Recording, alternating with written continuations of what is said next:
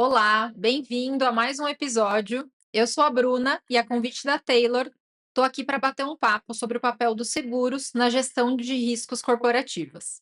E hoje eu estou aqui com o Rodrigo ao quadrado, Rodrigo Ávila, Rodrigo Barros.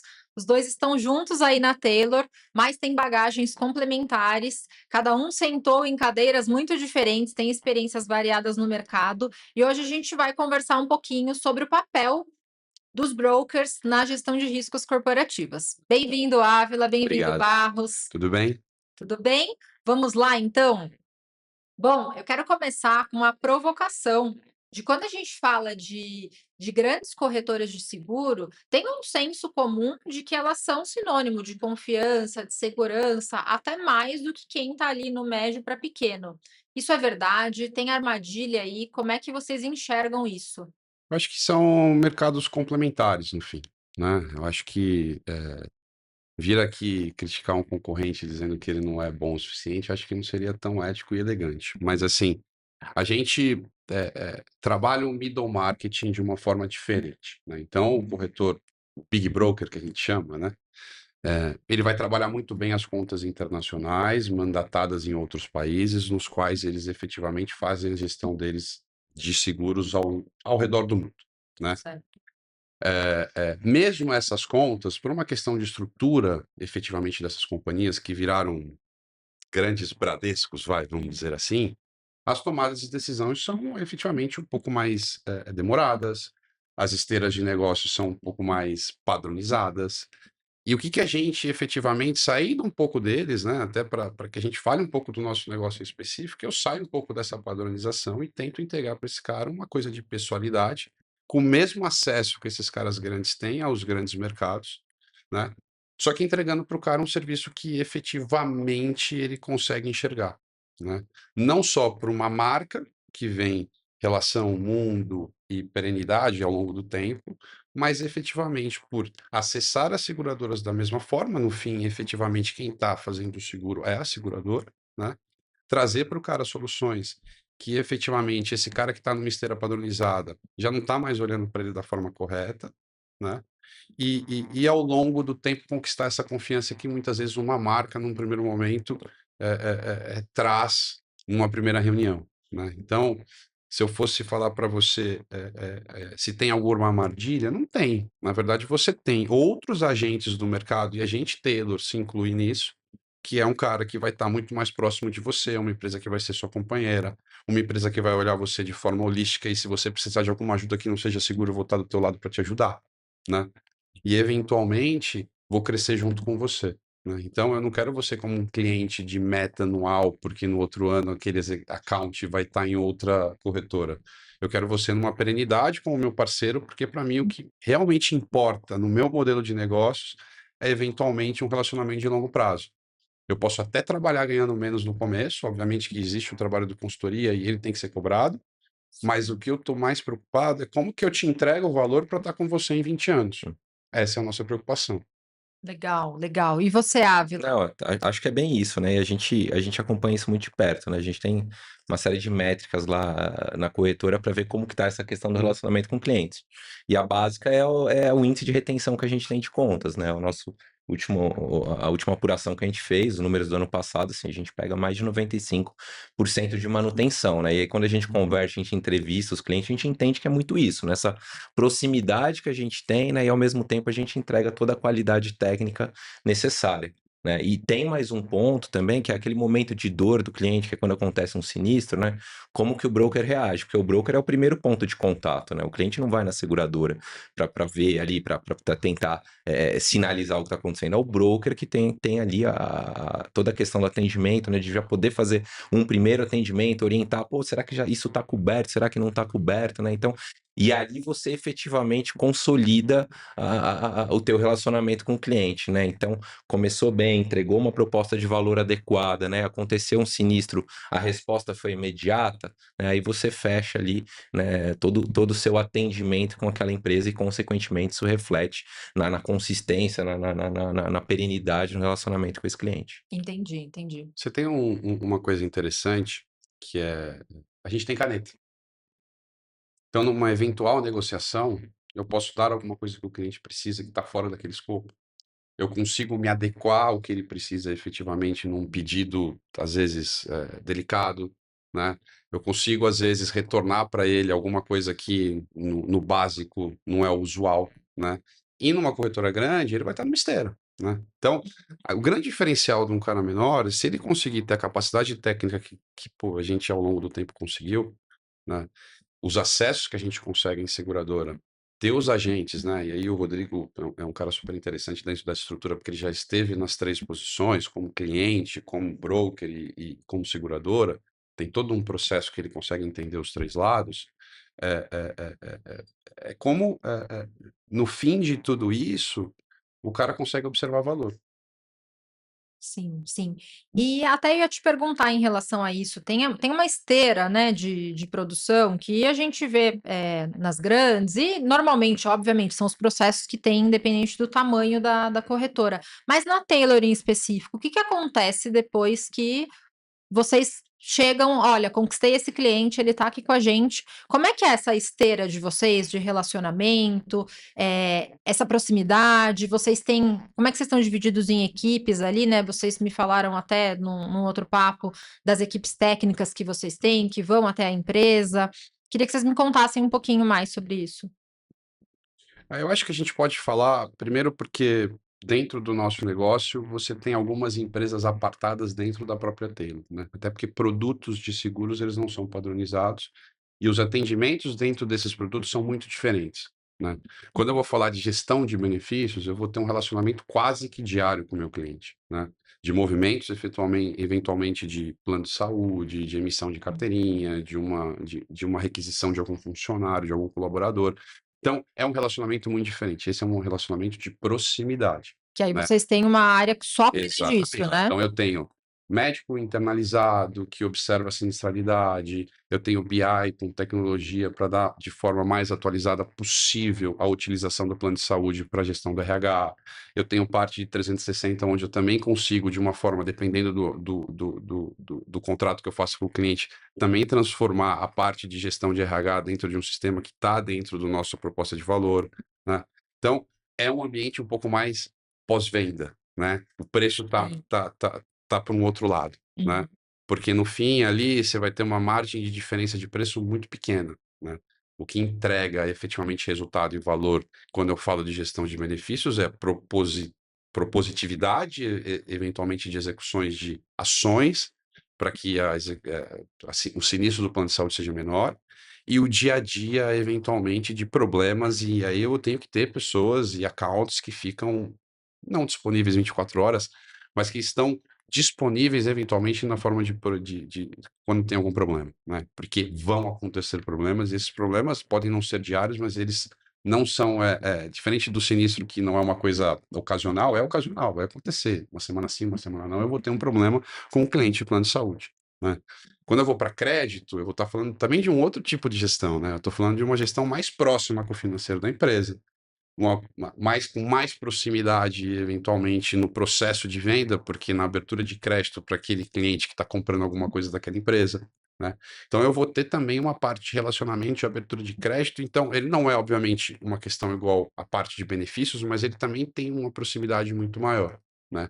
Quando a gente vai um pouco, e aí o Rodrigo pode até falar melhor do que eu vou só dar uma introdução aqui, né? Na parte de gestão de riscos, onde a gente está falando de property, responsabilidade civil, e a gente tem tecnologia embarcada nisso também, você tem um relacionamento muito mais na questão de colocação de risco no primeiro momento, que é a parte mais importante do negócio, que está atrelado, obviamente, a um programa de gestão de riscos, mas a proximidade do dia a dia é menor. Então, assim, é, é, é, é, é, são processos bem diferentes. Então, a partir do momento que eu fecho uma policy de property, a gestão de risco vai trabalhar ali internamente dentro da empresa, mas com ações em específico, né? Você não vai ter aquele Uhum, relacionamento uhum. diário, vão ser ações, então ele vai participar dos conselhos, eventualmente, com a parte de gestão de risco dentro da empresa. Em algumas empresas que são médias, grandes ou que têm donos, ele vai lá para o board da empresa explicar que, Uhum. eventualmente, você precisa fazer uma reforma dentro daquele conceito para que melhore a gestão de risco ou, eventualmente, perenidade daquele risco e continuidade de a gente conseguir uma colocação.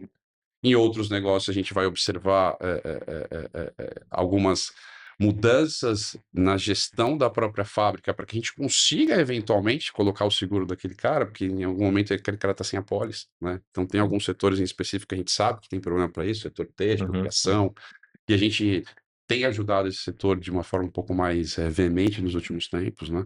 Mas aí eu acho que você é um cara mais especialista que Não, eu é para isso. falar. Eu acho que, né, quando você vai para a esteira do patrimonial dos ramos elementares como um todo, né, a gente tendo nessa proposta de valor da Taylor, a parte de gestão de risco, né, é o que a gente foca ao longo do ano, né, não preciso ficar falando muito do seguro em si, né, o do seguro eu vou precisar falar se acontecer um sinistro, né, aí você vai olhar, você vai regular, vai ver se ele está encaixado ali 100% da apólice, mas a relação com o cliente é a gestão de risco, né. Voltando para os outros produtos que o Barros falou, até uma coisa interessante que a gente valoriza muito na Taylor, né? Por mais que a gente esteja em evidência questão de inteligência artificial e tudo mais, né? O nosso atendimento é 100% pessoas, né? Não vai cair no bote. Não vai cair no bote, né? A gente nem quer, né? A gente entende que inteligência artificial é importante, mas é importante para melhorar o processo interno. Produtividade, né? Produtividade. Meu processo de atendimento para o cliente é 100% pessoas. Em benefícios, isso é fundamental. Tem que ser, né? E nos outros produtos, quando a gente pega um produto mais específico, como o seguro de crédito, a gente sempre ressalta que é um produto que a gente trabalha muito bem na Taylor, né? Ele é um produto que você tem uma dinâmica de contato com o cliente também o ano inteiro, né? Porque você tem um novo cliente entrando naquela apólice, você tem uma reanálise necessária ali de um limite, né? Então, é uma relação constante, é um monitoramento de carteira, né? Então, você consegue mostrar para o cliente o valor, porque justamente você está tendo esse contato, né, diário. E a gente preza muito por isso, né? Acho que é um dos diferenciais que a gente tem na empresa hoje, com certeza essa questão, pessoas, atendimento, proximidade. Legal, legal. E você, quando estava ali, né, na outra posição, como risk manager, você conseguia identificar, porque o cliente ele sabe, né? Você conseguia identificar quando o seu broker estava te deixando ali no piloto automático. Isso é nítido para quem está na outra posição? É possível perceber isso, especialmente nos momentos que você mais precisa, né? Então, às vezes o cliente, na hora de uma renovação de apólice, pode ser que ele não receba, de repente, todas as informações necessárias para ele já ter essa percepção de se o corretor dele está fazendo um bom negócio, né? Na hora que acontece o problema, ali ele vai ver, porque ele pode descobrir que aquele produto que ele tinha contratado inicialmente não atendia, né? A gente teve até, assim, tem casos, posso trazer um exemplo aqui, né? Tem empresas que ainda contratam seguro direto com o banco, né? Com o gerente do banco, né? O gerente do banco é especialista em seguros? Ele não é especialista, né? Mas ele joga numa plataforma do banco e traz uma solução, né? A empresa ali percebe se ela está contratando correto? Não. Por que ela não percebe? Porque ela tem um desconhecimento do que ela está contratando. Ela não sabe se exatamente aquelas coberturas é o que ela precisa, ela não tem essa reflexão muito grande internamente, né? E aí, quando a gente pega um caso desse, a gente olha e fala, não, peraí, o que você está contratando aqui não está aderente, né? Tua fábrica é muito maior do que você colocou nesse seguro, né? Aí ele percebe. Né? Então, por exemplo, a gente tem a questão de engenheiro de risco, né? A gente manda engenheiro para campo. Na hora que a gente faz esse mapeamento, monta um relatório e compara com quem a gente está contratando, e aí você mostra para ele ali, ele falou, pô, realmente Já entendeu, eu né? já entendeu, eu tinha um problema aqui e agora você está resolvendo o meu problema, né? Mas se o cliente está indo num caminho comum, só manda para o corretor, renova do jeito que está, é difícil ele perceber isso. Aí ele vai perceber na hora do sinistro. Sim, ou ele vai só perceber essa mudança de valor, né? Porque para quem está do outro lado tem essa questão, o valor do seguro continuou igual, ou o reajuste foi abaixo, sei lá, da inflação, de algum índice, sucesso. Exato. Mas, na verdade, não é isso que é sucesso, né? Eu queria até que vocês comentassem de vocês essa mudança, né? O cenário do mercado está mudando, inteligência artificial, inovação, tudo que está acontecendo aí no mundo, geopolítica, etc.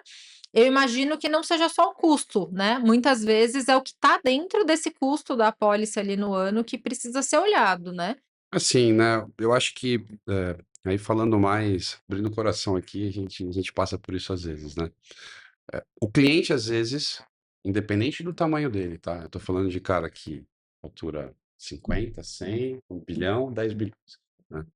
Ele algumas vezes tem dificuldade de entender o trabalho de assessoria do corretor, tá. E isso, às vezes, inibe um trabalho mais profundo, né. Então, algumas vezes algumas entradas que a gente percebe, algumas empresas que estão desatendidas dentro desse conceito até que você falou de corretora grande, indo para um cara mais médio que dá uma consultoria, muitas vezes a gente esbarra efetivamente na falta de conhecimento do interlocutor dentro da empresa, de não entender que existe um trabalho adicional e que eu não estou tirando pedido. Então, muitas vezes o cara entende que a gente, como corretor, bate na seguradora, tira pedido, coloca uma comissão em cima e devolve para ele uma apólice. No fim, é zero isso, né? Óbvio que tem produto massificado, né? O produto massificado, ele é um pouco assim, né? E aí eu vou te atender na hora que você tiver um problema e eu vou precificar isso ao longo do tempo. E isso sim, em algum momento vai virar inteligência artificial, vai virar alguma coisa que seja um pouco mais atendimento robótico, né? No nosso caso, não tem como ser, porque você tem que, além de tudo isso, educar o cara dentro da empresa, né? Como é que esse cara tem a percepção do trabalho que a gente faz, né? Quando a gente, até voltando na pergunta anterior, o que ele colocou agora é super importante, né? O cara só vai olhar no sinistro. Todos aqueles outros produtos, ele tem dia a dia. Crédito, ele tem dia a dia. Gestão de benefícios, ele tem dia a dia. Na gestão de risco empresarial, muitas vezes ele olha e fala assim, pô, mas eu vou fazer isso, eu vou colocar sprinkler, ou eu vou fazer uma mudança aqui, vou colocar uma parede de corta-fogo, quanto vai reduzir no meu seguro? Talvez nada. Talvez vai melhorar, eventualmente, a sua imagem perante as seguradoras, né? E aí eu volto para o teu ponto. O prêmio de seguros, ele não está nada atrelado, efetivamente, à inflação, tá? Até mesmo porque o mercado de seguros, ele funciona de uma forma totalmente diferente e grande parte desses riscos que a gente trabalha está sendo colocado fora do país, né? Tem um grande ressegurador brasileiro que chama IRB, mas grande parte e o IRB hoje, como capital misto, ele também precifica, obviamente, como os grandes resseguradores mundiais, né? Então, grande parte das seguradoras coloca o risco fora, grande parte não, é obrigatório que eles coloquem fora grande parte desses riscos, tá? A gente faz um trabalho, muitas vezes, de colocação desse risco de resseguro também. Então, a gente tem a pólice que a gente tem 5 seguradoras co-seguradas, mais 4 resseguradores, né?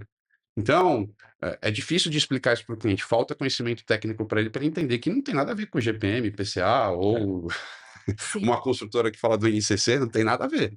O seguro está atrelado a outras coisas, a grandes catástrofes climáticas, que podem impactar no preço do seguro ao longo do tempo, a cadeias, efetivamente, de produtos que estão sendo impactadas por um ambiente de guerra, por um ambiente de transporte, tipo o canal de ônus que está fechado, né?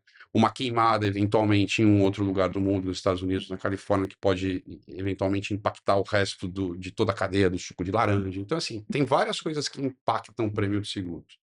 E isso, eventualmente, é muito difícil de você explicar. O que que a gente precisa fazer para o cara? A gente precisa transformar o risco dele o mais aceitável possível e olhar a perda máxima possível dele da melhor forma para que cada vez que a gente continue dentro da empresa dele fazendo gestão de risco, diminua essa perda máxima possível.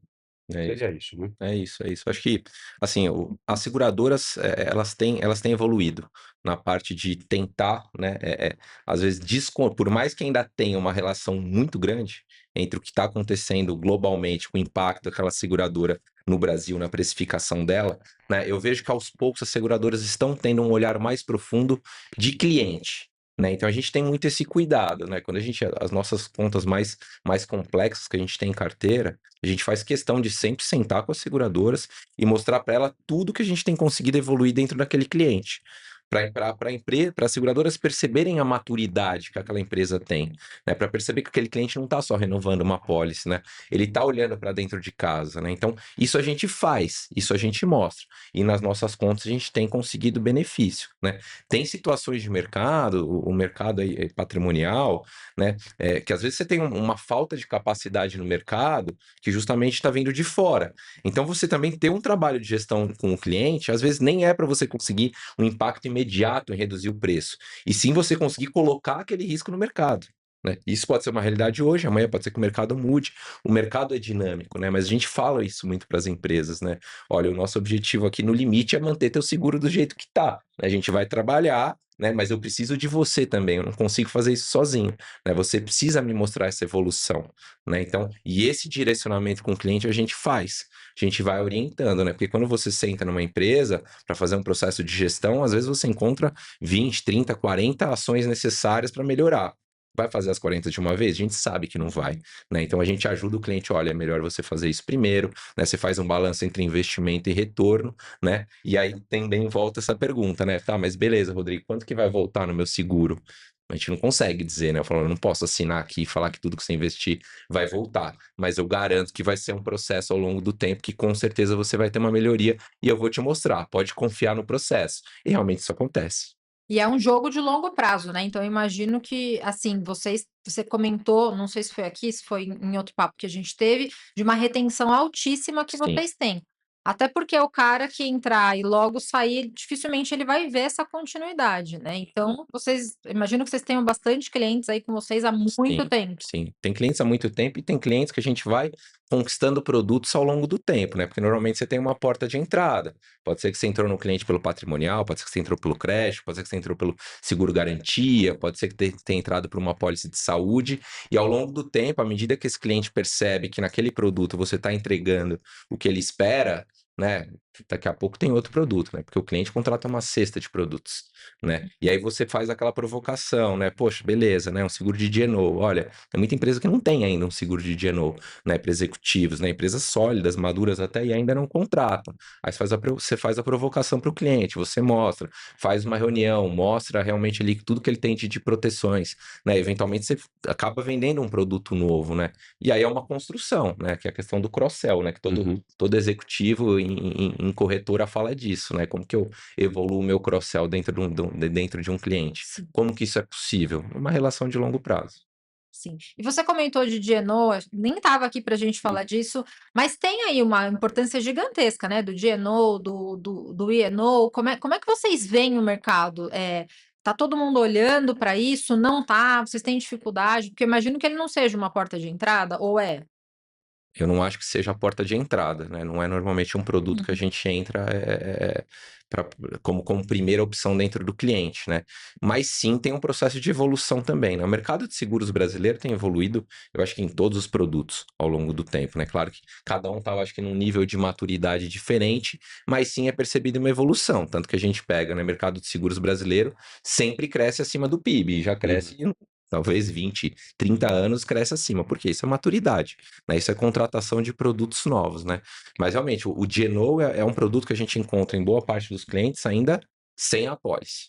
E aí você tem todo um trabalho de realmente mostrar, né, qual que é a importância, quais que são as coberturas. Hoje um executivo dentro de uma empresa, né? E aí por isso que serve o D&O, né? Você tem seus bens expostos, seus bens pessoais expostos, né? O seguro é uma blindagem disso, né? Então ele é uma blindagem da pessoa física representando a empresa. Né? Então, assim, é um produto fundamental. E aí, quando você senta e mostra para o executivo, não, realmente, eu tenho uma exposição Uhum. aqui. E ele vai olhar Hum. o custo não é algo que vai fazer, né? Vai ser algo que ele não vai ter condição de colocar dentro do orçamento dele. Ele tem condição de colocar. Sim, sim, perfeito. E a gente está falando aqui, né, de várias camadas. E se alguém aqui tá ouvindo a gente e tá nessa cadeira e tá falando, poxa, será que a minha corretora tá entregando tudo isso? Será que ela tá olhando? O que que vocês indicam, além de conversar com vocês, obviamente, mas o que que vocês indicam que essas pessoas que estão sentadas nessas cadeiras da gestão de risco avaliem para ver se elas estão realmente bem protegidas, bem assessoradas ou não? Olha, eu assim, particularmente acho que a melhor forma de você avaliar um fornecedor é chamando ele para conversar e mandando ele explicar tudo o que ele está fazendo, né. Uhum. E ao mesmo tempo também fazer uma autorreflexão se você está dando oportunidade dessa pessoa trabalhar o quanto ela poderia trabalhar dentro do risco, né. Esse é o primeiro passo. Que nem sempre mudar é a solução, né. Se você Exatamente. não esgotou a Uhum. possibilidade ali. A falta de conhecimento do mercado de seguros e aí, para o próprio cliente, às vezes afeta um bom trabalho e às vezes ele troca um bom fornecedor eventualmente, porque ele também não deu acesso a esse cara trabalhar bem o risco dele, né. A gente em alguns casos que a gente conseguiu reter o cliente, foi uma briga, né, mas assim, teve uma mudança de geração na empresa, né. A gente tem um trabalho super sólido na parte patrimonial, de gerenciamento, a gente nunca conseguiu fazer nada, porque existia uma resistência do board anterior em fazer tudo isso, né. Entrou uma geração nova que falou: "Cara, faz sentido, esses caras não fazem nada", né. Eu tive que retomar o risco, conversar, explicar, mas foi uma briga gigantesca por uma coisa que a gente oferecia, e oferecia muito melhor de quem estava participando do processo com a gente, né. Porque hoje a gente tem tecnologia embarcada, boa parte das coisas de gerenciamento a gente tem apontamento na ponta, e acho que talvez seja alguma coisa para um outro podcast, né. Mas assim, a gente tem muita coisa super interessante que a gente faz com o cliente, mas eu preciso que o cliente me dê essa abertura. Então é um processo de maturidade também do mercado de seguros e de maturidade das pessoas que fazem gestão, né? Não adianta nada, por exemplo, e aí a gente vai misturando os assuntos aqui, né? Sim. Né, não adianta nada um cara vier falar comigo de plano de saúde pedindo 40% de desconto, se a sinistralidade dele é 150%, né? Tudo bem, eu posso falar com o diretor, a gente conseguiu um preço maravilhoso. Eu vou estar enganando ele, porque no próximo ano ele vai receber 300% de reajuste e eu não vou ter o que fazer. Ele não vai ficar com você, né? Então, assim, né? O cliente bom é o cliente que te enxerga como um bom fornecedor e que te deixa trabalhar e que tenha confiança em você. Existe um período para você, eventualmente, conseguir essa confiança do Sim. cliente. Mas o cliente que ele só olha você com um preço, ele é o cliente que não tem que estar com você, né? Porque ele vai voltar. Deixa ele embora, né? Então, é melhor que ele vá, enxergue efetualmente o que é o mercado e volte para um serviço um pouco mais qualificado, né? Porque senão o cara fica te bidando o tempo inteiro. Acho que a gente olha, por exemplo, né, às vezes acontece algumas empresas que deixam seguro 100% na mão da área de suprimentos, né? E aí tem uma pessoa ali que está contratando seguro como ela está comprando parafuso, como ela está fazendo outras coisas. E não é isso, né? O seguro, porque aí vai ficar simplesmente na briga de preço, né? Quando a gente pega alguns casos que a gente vê que fica só na briga de preço, é muito difícil você mostrar teu valor, né? Porque o teu valor vai além daquilo. Mas tem situações, paciência. Se Sim. precisa ir na briga de preço, a gente vai até o fim também para poder atender aquele lado do cliente, né? E aí no segundo passo você, né, tendo a entrada e aí você consegue mostrar o teu valor por completo, né? Mas enfim, é uma conversa, é uma construção ao longo do tempo. Certo. E aí, mas aí até pensando, você deu esse caso específico aí de suprimento e tudo mais, mas pensando numa empresa que já tem essa estrutura, que já consegue, ter essa abertura, né, para trazer vocês ali para o dia a dia, o que que vocês fazem de diferente no dia a dia? Acho que talvez um resumo do que a gente já conversou, ou Aham. alguma coisa que a gente ainda não tenha Uhum. falado. Você até mencionou um pouquinho sobre tecnologia embarcada, se quiser comentar um pouquinho também. A gente vai dividir em algumas partes, né? Mas eu acho que a importância principal é a proximidade, né? Provavelmente, se ele dá essa abertura de uma proximidade maior, eventualmente de um trabalho bem feito internamente, com a gente que é um fornecedor, né, que tem que entrar, demanda tempo muitas vezes das pessoas operacionais da empresa, esse é o maior diferencial da gente, né? Quando eu pego tudo isso que é consciência técnica, que é conhecimento, né? E aí, os maiores ativos é o Rodrigo, na verdade, eh eh e transformar isso numa gestão um pouco mais tecnológica e, assim, a gente vem mudando tecnologicamente ao longo do tempo, Uhum. então a gente está tentando embarcar tecnologia em muita coisa que era consultiva, né, e aí eu vou colocar o meu conhecimento dentro, talvez, de uma inteligência artificial, dentro, eventualmente, de um sistema, para mostrar para aquele cara de uma forma um pouco mais ampla tudo o que está sendo feito, né. Então a gente vem criando dashboards ao longo do tempo para que aquele cliente tenha noção do que está sendo feito dentro do risco dele, né. Quando a gente fala de gestão de risco, e aí parece até que você vai achar que é piada nossa, tá, mas eu acho que quase nenhuma corretora tem um sistema de gestão de riscos, tá. Foi uma coisa que o Ávila bateu muito quando ele entrou, que a gente precisava, que ele já tinha visto e que realmente o mercado não tinha. E assim, é uma coisa super simples, né, mas o mercado de seguros trabalhou durante muito tempo, e a gente mesmo na Taylor trabalhou durante muito tempo. Quando você fecha uma apólice grande, a gente já tinha um contraponto de conhecimento muito grande, né? Porque a gente sempre rebateu recomendação do segurador. Então, toda vez que você fecha uma apólice, a seguradora te dá algumas recomendações, né? E a gente, como faz com o nosso engenheiro um relatório interno, eu rebato as recomendações com as nossas recomendações. Então, a gente já tem um embate anterior ao fechamento da apólice. E a partir dali, eu consigo. Antigamente o cara te mandava um Excel, até hoje eles mandam, tá? Eles te mandam um Excel e você fica ali ao longo do percurso devolvendo lá para ele, fiz, não fiz, mandando documentação por e-mail. É uma bagunça. O que acontece é que todo mundo, faltando 5 dias, manda lá tudo torto, fala fiz uma coisa, não fiz outra. Ninguém da empresa cuida, boa parte das corretoras, quando elas já estão muito grandes, elas também não cuidam, né? E aí vira uma bagunça, tirando riscos muito complexos, a grande maioria do mercado está totalmente desatendida nisso. O que a gente fez foi transformar isso num sistema e eu ter, eventualmente, toda essa esteira dedicada à gestão de risco e recomendações. Tá, então vocês pegaram ali um gap mesmo do Sim. mercado que não estava sendo atendido. Exato, exato. Acho que essa questão de tecnologia, né, é algo que a gente tem olhado, a gente tem feito muitas conversas de onde que a gente consegue embarcar a tecnologia, né, sem ser exatamente na questão do atendimento que nem a gente colocou, né, mas que faça com que os processos com os clientes sejam mais eficientes, né, e agregue valor ao longo do tempo, né. Outro produto que eu acho que a gente pode comentar, a gente não falou ainda, seguro de frota. Né, a gente tem hoje dentro de casa, né, frotas bem grandes, de locadora de veículos, frotas de mais de 1.000 veículos lá, e a gente entendeu que esses clientes tinham uma dificuldade muito grande de fazer a gestão de frota, né? Tanto internamente quanto, né, na sinalização de que será que esse carro está no seguro? Será que não está? A pólice de frota, às vezes o cliente compra e vende veículo o tempo inteiro, ele não sabe se mandou para a corretora, se ele recebeu o retorno. A gente Para começou escapar um ou outro ali Pra rapidinho. exato, né, a gente identificou, não, aqui o cliente tem um problema, né, a gente pegou lá um cliente em específico nosso, que é um dos maiores, conversou com ele, falou: "Ó, a gente quer desenvolver algo específico para você, que eu sei que vai agregar para os meus clientes como um todo".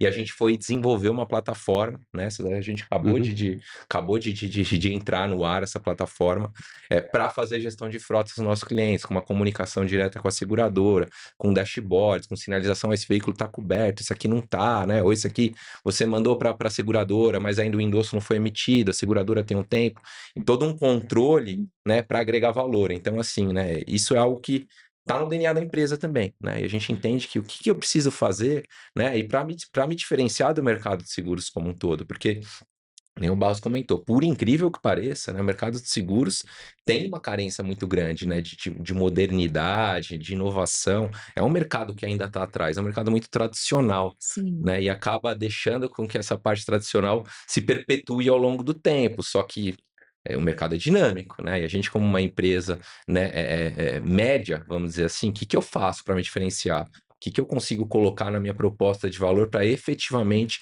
atrair aquele cliente? Né, então acho que é o que a gente Sim. faz ali todos os É. dias. E assim, você tem uma questão mercadológica, todo mundo é vendedor, né, no nosso mercado. Sim. Quem vai bater lá é um vendedor, né. E o que ele está contando eu não sei. Então ele pode falar que faz tudo o que a gente faz, né.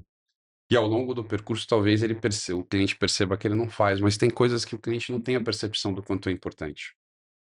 E aí na hora do fechamento aquilo está na mesma esteira, né. Então ele não tem a percepção do Uhum. quanto um sistema de recomendação, de gestão de risco é importante.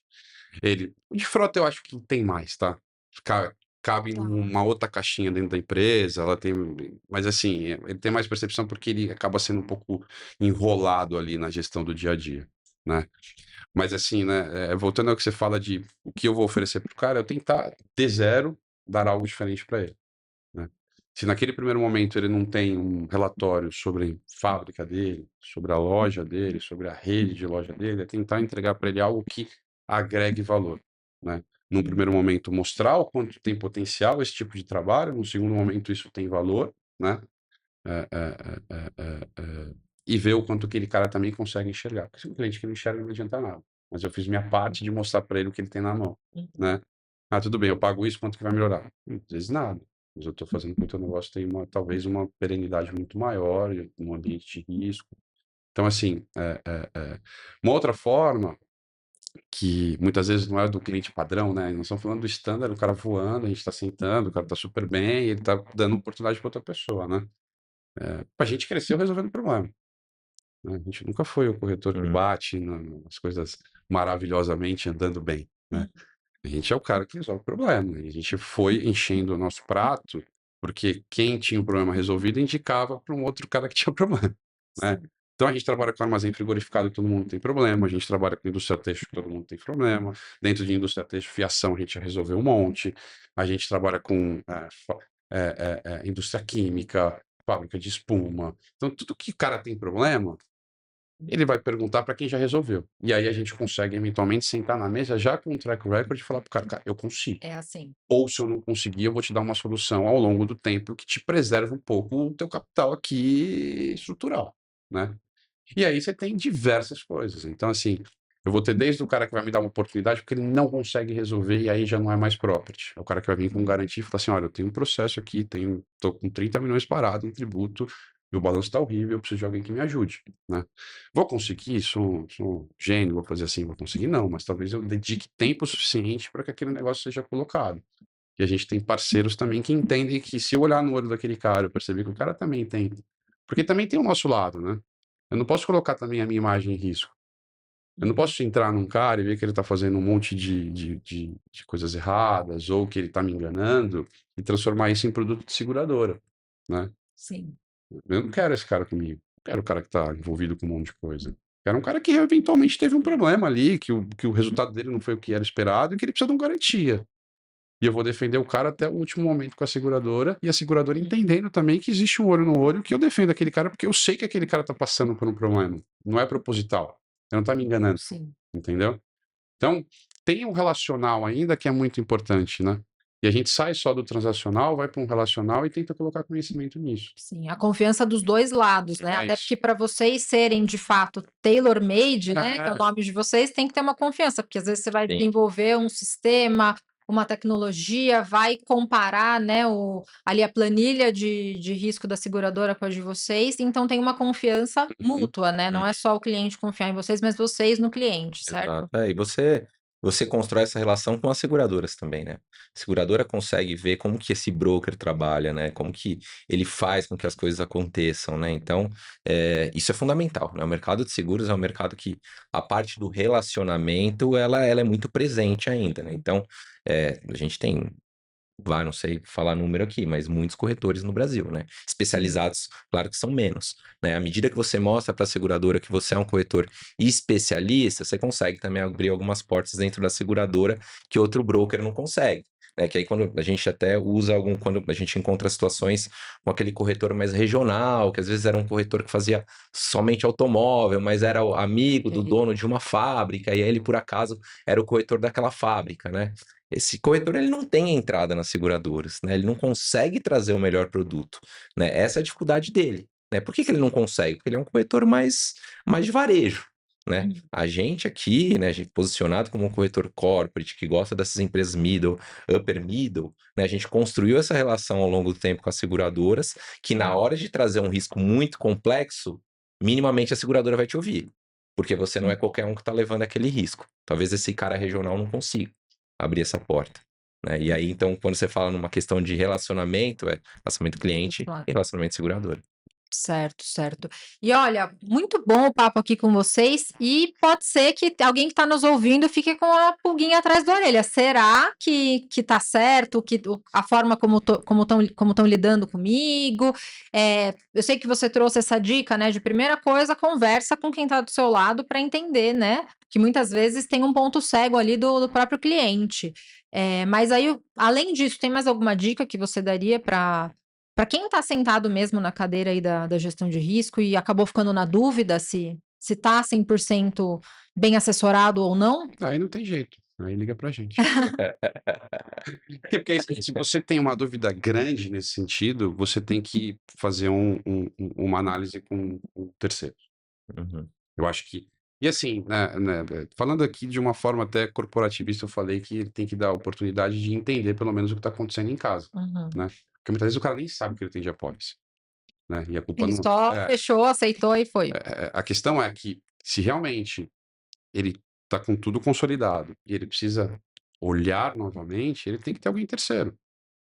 Que vai dizer, talvez, que aquele cara que está trabalhando lá está tudo certo, Também. porque ele não vai entregar outra solução. Uhum. Sim. Outro cara tá fazendo tudo certinho aqui, mas, pô, a gente vai falar, pô, me dá um espaço aqui nessa parte pequena, porque aqui tá tudo certinho, né? Então, precisa às vezes olhar, precisa analisar. Às vezes tem coisas que na esteira ali do dia a dia, às vezes até o cara tem no portfólio dele, mas ele não faz mais, cliente de 10 anos, né? Então é importante que se revisite as coisas como qualquer outro setor no mundo, né? Estou contratando há 20 anos a mesma pessoa, preciso saber se está tudo certo. Dá uma aqui, auditada ali, né? Então, talvez roadshow com seguradora, às vezes funciona, né? Trazer a seguradora mais para próximo, né? E assim, talvez o cara que está lá não vai conseguir fazer isso. Então, Um terceiro um pouco mais especializado, mais focado em consultoria, talvez possa ajudar, que a gente é o nosso trabalho, na verdade. Muito bom, muito bom. Aqui a gente já vai até pro nosso jabá do final, que se você se identificou, entendeu que tá nesse momento, a gente vai deixar aqui os links de contato com a Taylor, para que você fale com o Barros, com o Ávila, com a equipe especializada deles. Então, a gente vai deixar os contatos. Se precisar, essa dupla aqui de Rodrigo está à disposição. Obrigada, Barros, obrigada, Ávila, e até a Obrigado, próxima. Tchau, tchau. Valeu.